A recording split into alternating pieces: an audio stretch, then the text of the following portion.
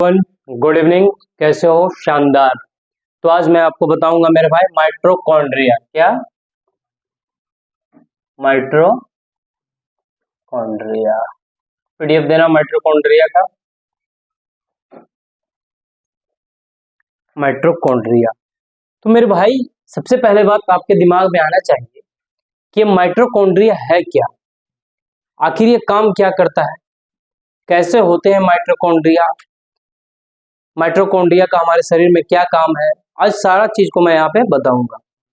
तो माइटोकॉन्ड्रिया जो भी है मेरे भाई, एक क्या है? कोशिका अंगक है। क्या है? कोशिका अंगक।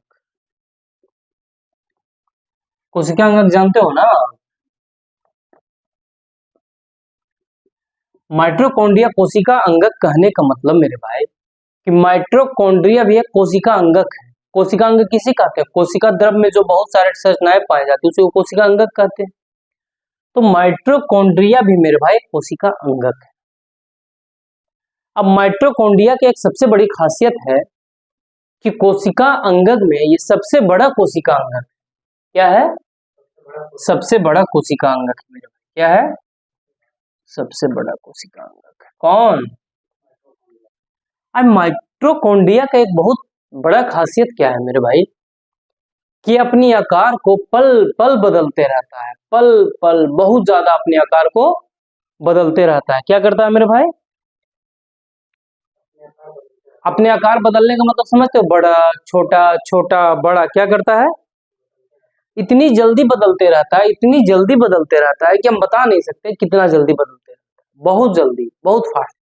कोशिकांग में ये सबसे बड़ी है और सबसे फास्ट भी अपने अंग को बदलते रहती है। लेकिन जब माइटोकॉन्ड्रिया कुछ समय के लिए क्या होती है? अस्थिर होती है। क्या होती है? कुछ समय के लिए अस्थिर होती है। अब जब माइटोकॉन्ड्रिया कुछ समय के लिए स्थिर होती है, कोशिका है, इसके अंदर ये कोशिका झिल्ली है। बात को समझ रहे हो ना? अब ये क्या है मेरे भाई? जो कोशिका के अंदर माइटोकॉन्ड्रिया है तो बाहर को बोलते हैं आउटर मेम्ब्रेन। क्या बोलते हैं? Outer membrane. क्या? बाहरी झिल्ली, याद है ना? और अंदर जो मेरे भाई उसको बोलते हैं इनर मेम्ब्रेन। क्या बोलते हैं मेरे भाई? Inner membrane. कोई दिक्कत? इनर मेम्ब्रेन बोलते हैं। यहां तक समझ में आया? तो माइटोकॉन्ड्रिया जो है मेरे भाई झिल्ली से घिरे हुए। क्या है? झिल्ली से घिरे हुए। जैसे राइबोसोम में क्या है? झिल्ली नहीं था, लेकिन लाइबोसोम में क्या था? झिल्ली था। और माइटोकॉन्ड्रिया मेरे भाई वो भी झिल्ली से घिरे हुए। कौन? माइटोकॉन्ड्रिया। बात को समझा? तो जो माइटोकॉन्ड्रिया का इनर पार्ट है मेरे भाई उसको बोलते हैं क्या? Inner membrane. और जो बाहर का उसको बोलते हैं आउटर मेम्ब्रेन। लेकिन जो माइटोकॉन्ड्रिया का इनर मेम्ब्रेन है, क्या है? इनर मेम्ब्रेन है, उसको बोलते हैं मैट्रिक्स। क्या बोलते हैं?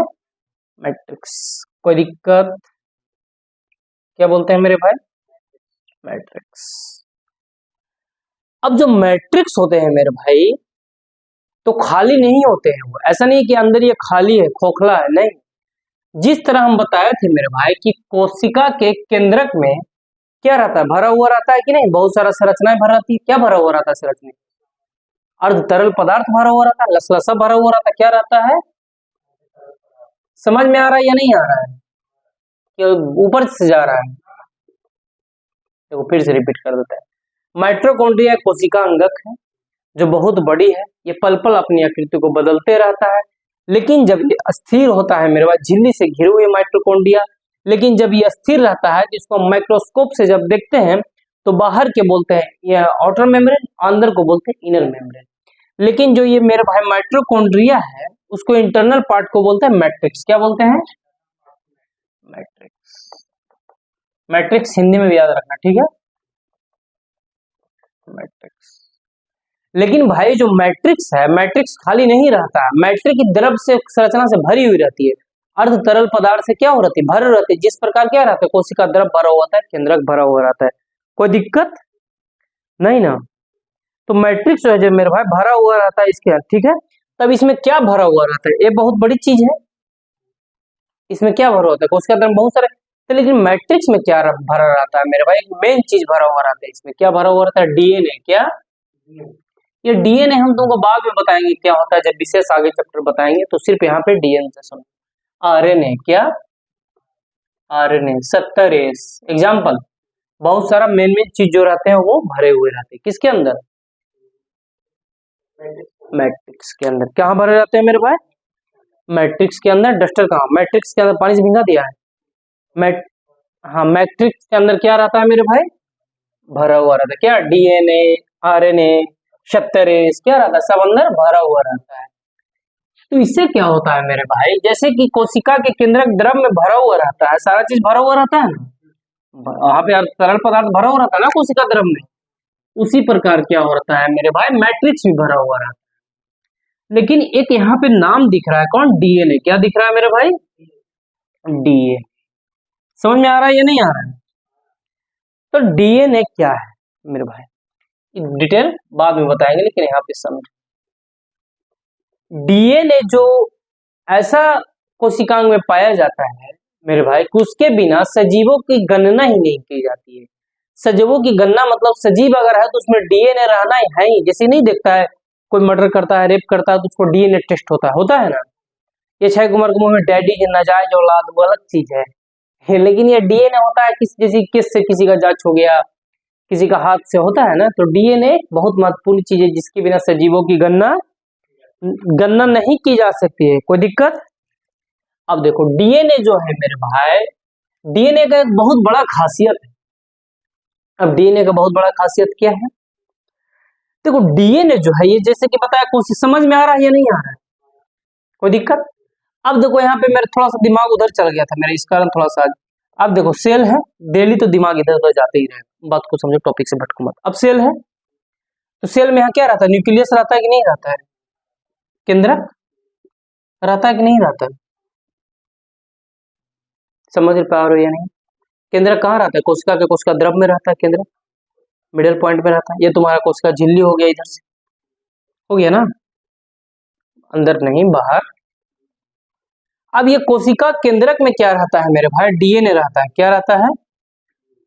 डीएनए। लेकिन जो माइटोकॉन्ड्रिया है, माइटोकॉन्ड्रिया जैसे कुछ ऐसे कोशिका अंगक हैं जिसमें डीएनए की उपस्थिति होती है। क्या होती है? डीएनए की उपस्थिति होती है। और यही डीएनए उपस्थिति के कारण माइटोकॉन्ड्रिया खास कोशिका अंगक हो जाती है। क्या हो जाती है? खास कोशिका अंगक हो जाती है। समझ में आ रहा है या नहीं आ रहा है? हाँ, जो अब देखो तो डीएनए कहाँ पाया जाता है मेरे भाई? नहीं, डीएनए मेन पाया जाता है केंद्रक में। गलत समझ रहे हो, यही मेन समझना है कि डीएनए मेन सब बता दिए केंद्रक किसे कहते हैं। तो डीएनए मुख्य रूप से कहाँ पाया? क्लास में मजा आ रहा है ना कि नहीं आ रहा है? डीएनए मुख्य रूप से कहाँ पाया जाता है? केंद्रक में पाया जाता है। हाँ, नहीं, मैट्रिक्स अलग चीज हो गई। मैट्रिक्स में क्या है मेरे भाई? देखो बहुत अच्छा क्वेश्चन है। मैट्रिक्स दम में यहाँ पे कॉन्सेप्ट की, जैसे कि इंटरनल पार्ट को क्या बोलते हैं? मैट्रिक्स बोलते हैं। यहाँ पे बहुत सारा तरल पदार्थ है ना। अब तरल पदार्थ है तो इसी के अंदर क्या है मेरे भाई? माइटोकॉन्ड्रिया है। माइटोकॉन्ड्रिया है ना, मैट्रिक्स के अंदर ही है, क्योंकि मैट्रिक्स खाली नहीं है, मैट्रिक्स भरा हुआ है। कोशिका के कोशिका द्रव में ही क्या पाया जाता है? मैट्रिक्स पाया जाता है, कोशिका अंग होता है। अब मेरे भाई जब मैट्रिक्स यहाँ पे पाया जा रहा है तो डीएनए भी तो कोशिका द्रव में पाया जाएगा ना, मैट्रिक्स नहीं पाया जाएगा। ये समझ पा रहे हो? यही बोल रहे थे ना। तो हाँ, अब यहाँ पे समझे तो हम समझाएं। डीएनए पाया जाता है वहीं पे इंटरनल पार्ट में, लेकिन डीएनए जो मुख्य रूप से पाया जाता है कहाँ पाया जाता है मेरे भाई? केंद्रक में, कोशिका द्रव के केंद्रक में पाया जाता है डीएनए। लेकिन एक खास बासियत है कि कुछ ऐसे कोशिकांग हैं, 2-4 कोशिकांग है, उसमें एक माइटोकॉन्ड्रिया भी है जिसमें डीएनए पाया जाता है। बात को समझ पा रहे हो? अब डीएनए आखिर है क्या, तुमको बाद में बताएंगे, लेकिन यहाँ पे शॉर्ट बता देते हैं कि डीएनए एक ऐसा अणु है मेरे भाई। क्या है? एक ऐसा अणु है जिसके भीतर नए कोशिका बनने का इंफॉर्मेशन होता है। कोशिका बन रहा है कि नहीं बन रहा है, कोशिका कब बनेगा, सब इंफॉर्मेशन किसके पास होता है? डीएनए के पास। नहीं देखते, वही तो डीएनए टेस्ट करवाता है कि बेटा किसका है, बेटी किसका है। पाकिस्तान से गीता आई थी तो टेस्ट हुआ था ना डीएनए, तभी तो पता चलता है ना डीएनए। डीएनए क्या है? कोशिका है। जैसे कोई मेल और फीमेल रिप्रोडक्शन करता है, यानी अंडाणु और शुक्राणु, तो क्या होता है? पता चल जाएगा कि अच्छा वही डीएनए टेस्ट होगा। वही कोशिका तो बनता है, सेल बनता है, टिश्यू बनता है, फिर तुम्हारा ऑर्गन बनता है, ऑर्गन सिस्टम बनता है, फिर बॉडी बनता है। तो यही डीएनए क्या है, एक ऐसा अणु है मेरे भाई जो कि क्या करता है, कोशिका बनने के पास इसके पास इंफॉर्मेशन होता है, किसके पास, डीएनए। और डीएनए मुख्य रूप से पाया जाता है केंद्रक में। लेकिन माइटोकॉन्ड्रिया एक ऐसा स्पेशल कोशिकांग है या कुछ ऐसे कोशिकांगक है जिसमें क्या पाया जाता है मेरे भाई, डीएनए भी पाया जाता है। यहाँ का दिक्कत, अब डीएनए पाए जाने के कारण माइटोकॉन्ड्रिया में डीएनए पाए जाने के कारण माइटोकॉन्ड्रिया को क्या कहते हैं, कोई जानते हो? नहीं, लिख देते हैं मेरे भाई। पता है आज थोड़ा सा लंबा चैप्टर लिखा है, आज थोड़ा सा लेंदी लगेगा, अभी और है माइटोकॉन्ड्रिया। अभी तो तुमको मेन चीज बताए हैं नहीं कि माइटोकॉन्ड्रिया का कार्य क्या है, अभी तो यही बता रहे हैं। अब देखो डीएनए में क्या भाई, डीएनए कहाँ पाया जाता है, केंद्रक में। लेकिन माइटोकॉन्ड्रिया में पाया जाता है कौन, डीएनए भी पाया जा रहा है। इसलिए इसको स्पेशल नाम दिया गया है माइटोकॉन्ड्रिया को, अर्ध स्वायत्त अंग। क्या बोला जाता है मेरे भाई, और किसके कारण, डीएनए पाने के कारण अर्ध स्वायत्त अंग बोला जाता है। यहां तक कोई दिक्कत, कोई दिक्कत नहीं ना मेरे भाई? यहां तक कोई दिक्कत है तो बोलो है? अब देखो सबसे बड़ी बात है कि जो कोशिका में, कोशिका द्रव में बहुत सारे जो अंगक आते हैं, कोशिका अंगक आते हैं, या बहुत सारे कोशिका अंगक जो रहते हैं, वो किसके इशारे पे काम करते हैं, केंद्रक के इशारे पे काम करते हैं। किसके इशारे पर, केंद्रक के दिशा निर्देश, केंद्रक दिशा निर्देश देता है, जैसे ऐसे करना ऐसे करना, सब फंक्शन बॉडी में चलते रहता है, हम लोग को पता नहीं चल रहा है। बस सांस रुका तभी पता चलता है कि आदमी मर गया, वरना कहाँ पता चलता है। इतना कितना तामझाम है, पता चलता है, हम लोग को नहीं पता चलता है ना। तो जो केंद्रक है मेरे को गौर से समझना, ये माइटोकॉन्ड्रिया से बहुत क्वेश्चन आता है। अब समझ में आ रहा है या नहीं आ रहा है, फिर से रिपीट कर देंगे।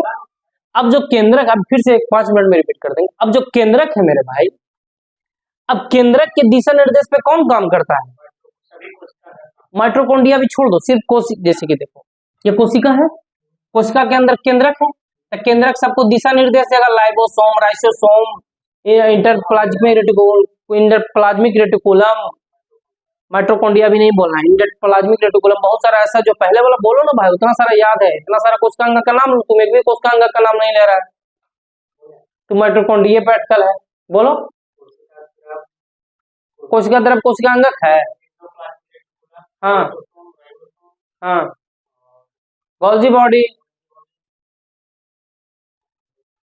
बस तो नाम लो। तुम माइटोकॉन्ड्रिया पे बार बार अटके हो, वही तो पढ़ाए हैं, तो याद ही रहेगा। दिमाग को खोलो, हमारे पास रहो तो दिमाग को तुम खोले रहो, इसे फर्जी काम नहीं कि जो पढ़ा रहे हो ये बोल रहे हो। अब मेरे पास देखो, दिमाग इसी मेरा चिढ़ा हुआ रहता है, अच्छी चिढ़ा हुआ, इधर से तुम आओ, इधर सामने पढ़ो, खूब मेहनत करो।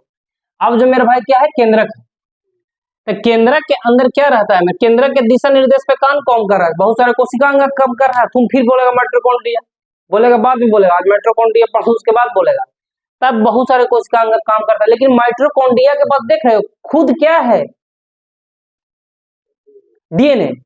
तो माइटोकॉन्ड्रिया क्या करता है, बहुत कम आश्रित रहता है केंद्रक पे, बहुत कम, कुछ बहुत सारा ऐसा डिसीजन जो है माइटोकॉन्ड्रिया क्या करता है, खुद लेता है, खुद काम करता है, इसलिए क्या बोलते हैं इसको, अर्ध स्वायत्त कोशिका अंग बोलते हैं। यहां तक समझ रहे हो, कोई दिक्कत, कोई दिक्कत नहीं ना मेरे भाई? हाँ, अब देखो पार्ट बाय पार्ट समझा देंगे, लेकिन जब इसको बता देंगे ना एक बार, तो लिंक कर देंगे। अभी तुमको सब चीज से इंट्रोड्यूस करा रहे हैं, लेकिन जब 5 मिनट में रिवीजन करवा देंगे ना, तो सब हो जाएगा, कोई दिक्कत। देखो माइटोकॉन्ड्रिया है, माइटोकॉन्ड्रिया क्या होता है, उसके मेरे भाई क्या होता है, आंतरिक पार्ट में क्या होता है, आंतरिक पार्ट में, आंतरिक क्या हुआ, उस आंतरिक झिल्ली की जगह। हाँ, अब जो आंतरिक पार्ट होता है मेरे भाई, यहाँ पे देखो तो पीडीएफ में ऐसे ऐसे आंतरिक पार्ट है, क्या है, माइटोकॉन्ड्रिया का ऐसे आंतरिक पार्ट है, कोई दिक्कत, कोई दिक्कत नहीं है। तो यहाँ पे तुम्हारा पीडीएफ में हम नाम भुला रहे हैं, इसको क्या बोलते हैं मेरे भाई, एक मिनट, दोहरी झिल्ली बने होते हैं, झिल्ली में उंगली जैसा उभरा निकाल, जिसे, हाँ देखो ये क्या होता है, उंगली जैसा तुमको नहीं दिख रहा है, कुछ कुछ उंगली जैसा, मतलब उतना मत समझो, उंगली हम थोड़ी बना देंगे, कुछ उंगली जैसा दिख रहा है कि नहीं दिख रहा है, कोई दिख रहा है मेरे भाई? तो जिसे क्या कहते हैं, क्रिस्टी कहते हैं, क्या कहते हैं, क्या कहते हैं मेरे भाई, क्रिस्टी कहते हैं। कोई दिक्कत है यहाँ तक नहीं ना? क्रिस्टी कहते हैं। लेकिन क्या है, यहाँ पे जो माइटोकॉन्ड्रिया के बीच खाली जगह कुछ दिख रहा है क्रिस्टी के बीच में? क्रिस्टी के बीच में कोई खाली जगह दिख रहा है कि नहीं दिख रहा है? हाँ, तो इसको कहते हैं इनर क्रिस्टी स्पेस। क्या कहते हैं? इनर क्रिस्टी स्पेस। कोई दिक्कत? देखो, इसको उंगली जैसा जो जगह है उसको क्या बोलते हैं? क्रिस्टी। और जो इधर खाली है उसको बोलते हैं इनर क्रिस्टी स्पेस। कोई दिक्कत यहाँ पर नहीं। अब मेन तुम्हारा होगा माइटोकॉन्ड्रिया का क्या कार्य। तभी तुमको सब 5 मिनट में रिपीट करवा देंगे।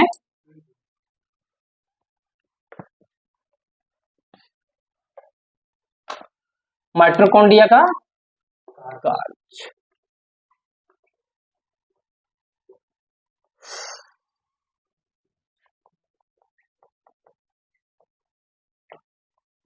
माइटोकॉन्ड्रिया का मेरे भाई कार्य। तो माइटोकॉन्ड्रिया का कार्य क्या है? कुछ जानते हो? कुछ पढ़े हो तो जानते हो? नहीं, यही पढ़ा है तुम, नहीं जानते हो? बड़ी बढ़िया। जानते तो दिक्कत है, लेकिन आज के बाद नहीं जानोगे तो दिक्कत है। आज नहीं जानते कोई दिक्कत है। तो माइटोकॉन्ड्रिया का काम क्या है मेरे भाई? क्या है? श्वसन की क्रिया को क्या करता है? संपन्न करवाता है। क्या करवाता है? श्वसन और सांस लेना में अंतर है। आज तक तुम वही समझते थे श्वसन और सांस है ना? नहीं, सांस लेना, सांस लेना। लेकिन श्वसन क्या है जो समझो। श्वसन क्या है मेरे भाई? कि जो क्या होता है श्वसन माइटोकॉन्ड्रिया के भीतर ही होता है। क्या होता है? माइटोकॉन्ड्रिया के भीतर ही होता है। इसको कौन संपन्न करवाता है? माइटोकॉन्ड्रिया। यहां तक कोई दिक्कत? संपन्न मतलब जैसे कि ये विवाह संपन्न हुआ, मतलब क्या हुआ? पूरा हुआ। वर वधु आए, माला पहनाए, अग्नि फेरा ले, वर विवाह क्या हुआ? वधु, ये क्या हुआ? संपन्न हुआ। क्या हुआ? कोई दिक्कत? अब माइटोकॉन्ड्रिया सांस लिए हम लोग जब सांस लेते हैं ना, तो तुमको एक प्रक्रिया बताया था कि सांस लेते हैं जब ग्लूकोज में टूटता है तो क्या होता है? एनर्जी रिलीज होता है। उतना नहीं बताया है अभी फिलहाल, पहले बताए थे, लेकिन बाद में इसको हम प्रक्रिया बताएंगे। समझ में आ रहा है कि नहीं आ रहा? अब मेरे भाई जो माइटोकॉन्ड्रिया क्या करता है सजीवों में, किसमें? सजीवों में क्या करता है कि सांस लेता है। क्या लगता है? सांस लेता है माइटोकॉन्ड्रिया। और जो श्वसन की क्रिया जब होता है तो क्या होता है? ऊर्जा की उत्पत्ति हो। क्या होती है? ऊर्जा की उत्पत्ति होती है। क्या मेरे भाई? ऊर्जा की उत्पत्ति। अब जो ऊर्जा की उत्पत्ति होती है कैसी होती है? फंक्शनल काम है। ये तुमको बताएंगे हम जब फंक्शन चैप्टर पढ़ाएंगे। ऊर्जा की उत्पत्ति कैसे होता है, यहाँ पे लंग्स होता है, जाता है, तो हम इसको बाद में पढ़ाएंगे। क्या मेरे भाई? और जो ऊर्जा की उत्पत्ति होती है एटीपी अणुओं के रूप में होती है। क्या होती है? अब तुम्हारे दिमाग में एटीपी क्या है? एटीपी तुमको बाद में बताएंगे। एटीपी, डीएनए, आरएनए जब स्पेशल पढ़ाएंगे ना तो हम तुमको। तो श्वसन क्या? तो श्वसन क्या है मेरे भाई? कि जीव सजीवों में होने वाली एक जैविक प्रक्रिया है कि अगर सजीव में अगर ये जैविक प्रक्रिया नहीं होगी, जैविक प्रक्रिया मतलब क्रियाकलाप मतलब काम नहीं होगा, तो सजीव मर जाएगा।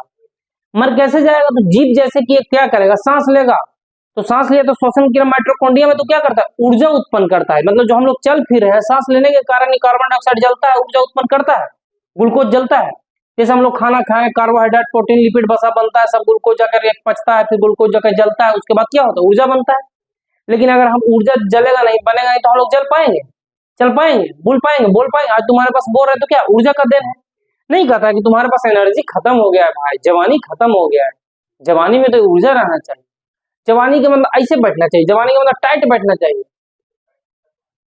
कुछ टाइट नहीं होगा, ज्यादा नहीं टाइट बैठो, लेकिन टाइट बैठो भाई थोड़ा सा। इससे तुम्हारा ये इससे जुड़ा हुआ रहता है। क्या रहता है? हाँ, तो माइटोकॉन्ड्रिया क्या करता है भाई? श्वसन की क्रिया। हाँ, तो माइटोकॉन्ड्रिया के भीतर जो होता है मेरे भाई श्वसन की क्रिया संपन्न होता है। जो ऊर्जा रिलीज होता है एटीपी अणुओं के रूप में होता है। अब जो एटीपी अणुओं के रूप में होता है माइटोकॉन्ड्रिया में, तो माइटोकॉन्ड्रिया क्या करता है मेरे भाई? वो अणु को क्या करता है? संचय करता है। क्या करता है? संचय करना मतलब समझते हो? मतलब संग्रह कर कर रखता है। क्या करता है? संग्रह करता कर कर रखता है कुछ देर तक, और फिर क्या करता है? सारे कोशिका में वो चला जाता है। लेकिन जो कोशिका में जाता है वो क्या जाता है? एटीपी अणु के रूप में टूट, ऊर्जा जो है एटीपी अणु के रूप में टूट कर कहां तक जाता है? पूरा कोशिका में जाता है। पूरा मतलब पूरा कोशिका में जाएगा तभी तो पहुंच जाएगा ना, पूरा कोशिका अंगक में। बात को समझ रहा है? यहाँ तो कोई दिक्कत? हाँ, अर्थात कोशिका के भीतर उत्पत्ति के भीतर होती है। माइटोकॉन्ड्रिया का क्या क्या काम होता है बताओ? नहीं बताओ, मेन काम ही नहीं बताया भाई। माइटोकॉन्ड्रिया का मेन काम है श्वसन की क्रिया संपन्न करवाना। नहीं कैसे बोले? माइटोकॉन्ड्रिया का काम बोले कि श्वसन की क्रिया संपन्न करवाता है। जो श्वसन की क्रिया संपन्न करवाता है सजीवों में, वो एटीपी अणुओं के रूप में टूट कर क्या होता है, सारे कोशिका तक वो पहुंचता है। कौन पहुंचता है? एटीपी। और एटीपी क्या करता है? माइटोकॉन्ड्रिया अपने आप को क्या करता है? एटीपी अणुओं को क्या करता है? ऊर्जा को संचय कर भी रखता है। इसलिए क्या कहा जाता है? माइटोकॉन्ड्रिया को कोशिका का पावर हाउस कहा जाता है। नहीं समझा? संचय कर ऊर्जा को रखा, तुम ऊर्जा को पूरा क्षमता करके बॉडी सॉडी बना, उधर बहुत पावर वाला आदमी है भाई, है बॉडी सॉडी, लड़ेगा तो फाड़ देगा मकड़ के। तो क्या है, क्यों कहा जाता है? ऊर्जा को रूप में रखता है, ये संचय के रूप में रखता है, इसलिए माइटोकॉन्ड्रिया को क्या कहते हैं? और माइटोकॉन्ड्रिया ऊर्जा का निर्माण भी करता है, श्वसन की क्रिया से एटीपी का निर्माण भी करता है, तो क्या कहेंगे उसको? पावर हाउस कहेंगे। अब शुरू से हम तुमको समझा देते हैं, समझना गौर से, ठीक है? कोई ज्यादा रिपीट वाला सिस्टम ज्यादा। अब देखो, सबसे पहले हम तुम्हें क्या बताया भाई? सबसे पहले हम तुम्हें बताया कि माइटोकॉन्ड्रिया एक कोशिका अंगक है। माइटोकॉन्ड्रिया एक ऐसा कोशिका अंगक है जो भाई पल पल अपने आकृति को क्या करता है? बदलते रहता है। और कोशिका अंगक में ये सबसे बड़ी कोशिका अंगक है। कौन? माइटोकॉन्ड्रिया कोशिका सबसे बड़ा कोशिका अंगक है, पल पल अपनी आकृति बदलते रहता है। लेकिन जब माइटोकॉन्ड्रिया कुछ देर के लिए अस्थिर होता है, क्या होता है? अस्थिर होता है।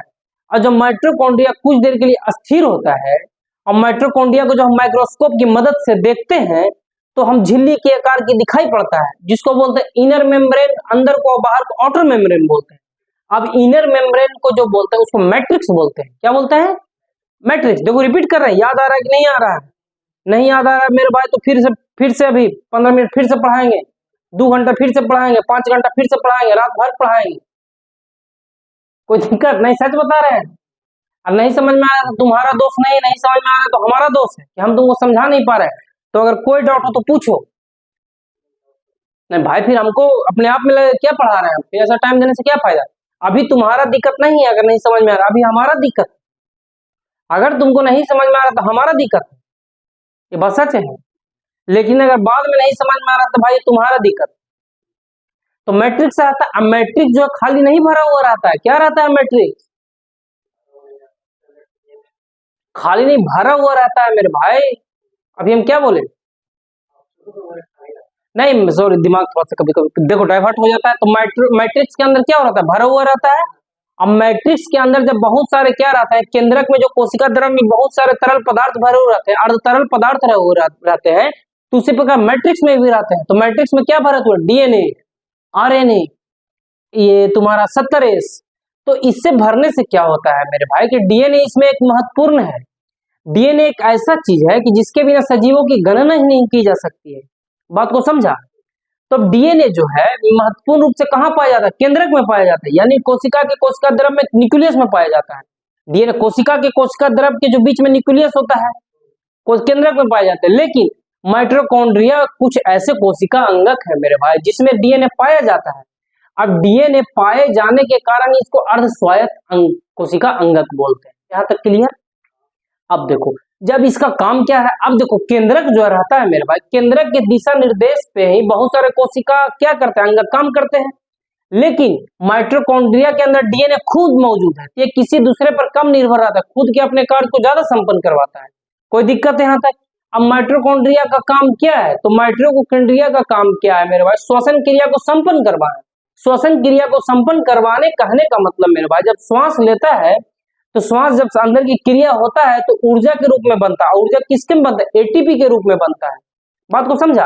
अब माइटोकॉन्ड्रिया क्या करता है कि तुरंत ऊर्जा को खर्च नहीं करता, संग्रह करके रखता है, और जरूरत पड़ने पे क्या करता है? कोशिका तक पहुंचा देता है। किसमें? एटीपी को। एटीपी क्या करता है? टूट टूट कर, एटीपी छोटा छोटा टुकड़ा टूट टूट कर ऊर्जा के रूप में क्या होता है? पूरा कोशिका में फैल जाता है। यानी माइटोकॉन्ड्रिया क्या करता है, ऊर्जा के रूप में तोड़ता भी है एटीपी को और बनाता भी है कौन, ऊर्जा, माइटोकॉन्ड्रिया श्वसन क्रिया संपन्न कर। इसी के कारण क्या कहते हैं, माइटोकॉन्ड्रिया को कोशिका पावर हाउस कहते हैं। यहाँ तक कोई दिक्कत, कोई एनीबॉडी भाई, कोई दिक्कत है तो पूछिए, हम यहाँ पे 2 मिनट 3 मिनट खड़ा है, नहीं है तो फिर क्लास को बंद कीजिए। Thank you.